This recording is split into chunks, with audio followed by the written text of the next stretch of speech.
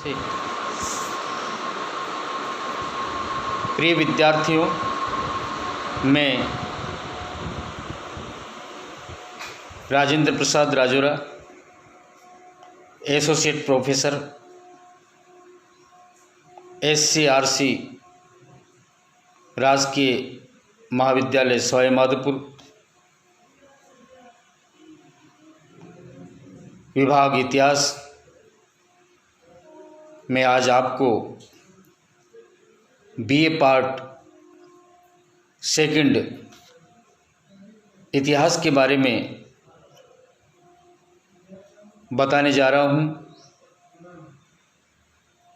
Paper second में राजस्थान के इतिहास के सर्वेक्षण में के अंतर्गत आज आहड़ सभ्यता के बारे में मैं आपको जानकारी देने जा रहा हूँ।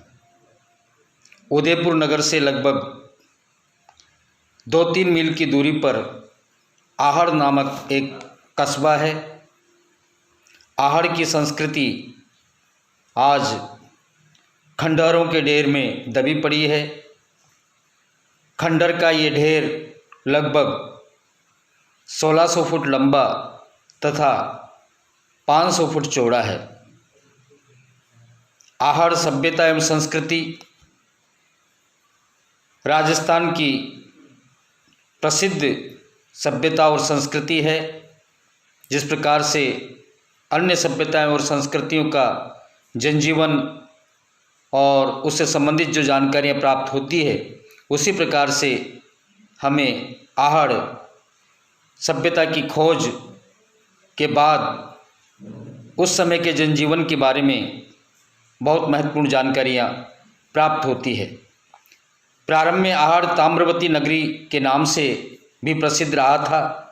संभवतः तांबे के औजारों के निर्माण का मुख्य केंद्र होने के कारण ये नाम प्रचलित हुआ था।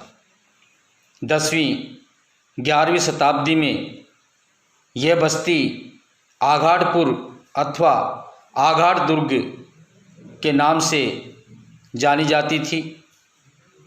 यहाँ के स्थानीय लोग इसे धूलकोट के नाम से पुकारते हैं। कालांतर में ये आहड़ के नाम से प्रसिद्ध हुआ। आहड़ सभ्यता का जो उत्खनन कार्य हुआ वो सर्वप्रथम 1953 ईस्वी में आहड़ नामक कस्बे की खुदाई का कार्य प्रसिद्ध इतिहासकार अक्षय कीर्ति व्यास के नेतृत्व में शुरू किया गया था। इसके पश्चात 1956 ईस्वी में यहाँ खुदाई का कार्य श्री रतन चंद्र अग्रवाल के नेतृत्व में किया गया। 1961-62 ईस्वी में आहड़ संस्कृति के उत्खनन का कार्य डॉक्टर HD सांकलिया के निर्देशन में किया गया। उत्खनन में प्राप्त अवशेषों के आधार पर यह सिद्ध होता है कि आहड़ दक्षिणी पश्चिमी राजस्थान की प्राचीन सभ्यता का एक महत्वपूर्ण केंद्र था और इसका उत्तर पूर्व तथा दक्षिण पूर्व में भी विस्तार हो चुका था। यहाँ इतिहासकारों ने इस सभ्यता का जो कालक्रम निर्धारित किया गया है, उस कालक्रम के निर्धारण में जो वैज्ञानिक पद्धति है C14 मेथड या कार्बन प्रणाली, उसके अनुसार आहड़ सभ्यता का काल 2000 ईस्वी पूर्व से 1200 ईस्वी पूर्व तक माना जाता है। इस प्रकार से यह सभ्यता हमारी राजस्थान की प्रमुख सभ्यता और संस्कृतियों में इसकी गणना की जाती है और आहड़ के विशाल टीलों के आधार पर विद्वानों का मत है कि यहाँ पहले काफ़ी बड़ा समृद्ध नगर रहा होगा, जो आज आयड़ या आहड़ के नाम से जाना जाता है। 10वीं 11वीं शताब्दी के शिलालेखों में इस सेक्टर का नाम आघाटपुर लिखा मिलता है।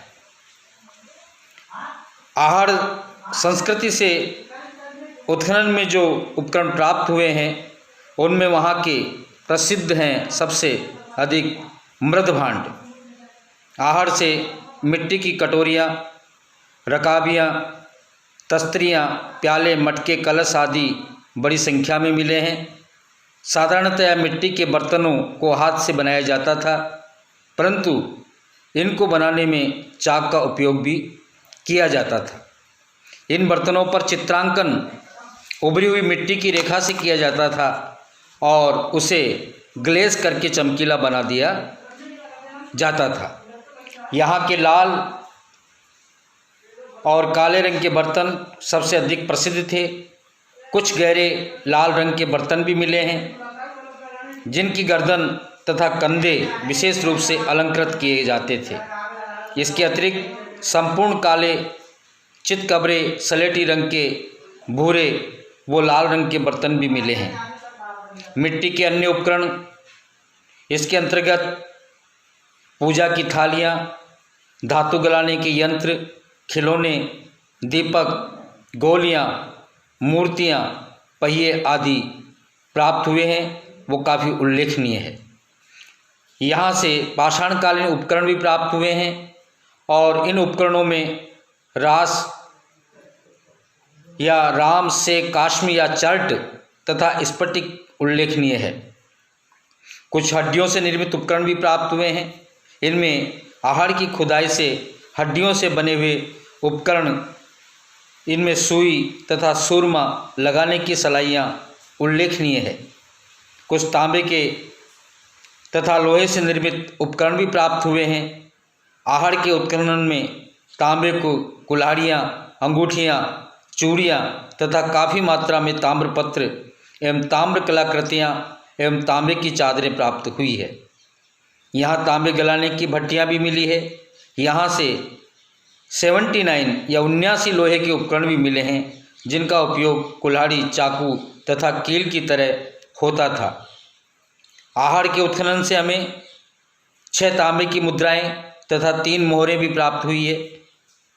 और आभूषणों में यहाँ के जो निवासी थे वो पकी हुई मिट्टी के मणकों के आभूषण पहनते थे, परंतु कुछ कीमती पत्थर, गोमेद, स्फटिक आदि के भी बने हुए थे। मणियों का प्रयोग भी यहाँ के लोग किया करते थे। कीमती पत्थर के बने हुए मनकों का प्रयोग करते थे और इस प्रकार से यहाँ के निवासी आभूषण प्रेमी भी थे। मणियों में खुदाई में कीमती पत्थरों से मणियाँ तथा पकी हुई मिट्टी के मणियाँ प्राप्त हुए हैं। इसका उपयोग आभूषण बनाने तथा ताबीज़ की भांति गले में लटकाने में किया जाता था। और भी अनेक वस्तुएं आहड़ संस्कृति से जो उत्खनन कार्य किया गया उससे प्राप्त होती है।